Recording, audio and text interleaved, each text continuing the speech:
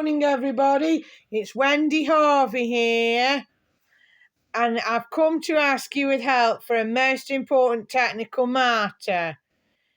This is the symphonic VHS and DVD player that I bought from a charity shop in Congleton back in August, and I've got some questions to ask. I've managed to get the footage from YouTube onto VHS tapes using these three outputs on the front, but unfortunately there's no sound when I play back on the video recorder. And here's another part of the problem.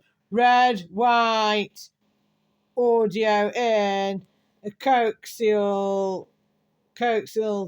port, and the RF aerial port.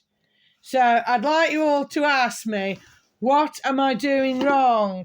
The tapes play fine when I get them off YouTube, but when I play them back on the recorder, any video recorder, there's no sound. So please ask me the question, what am I doing wrong?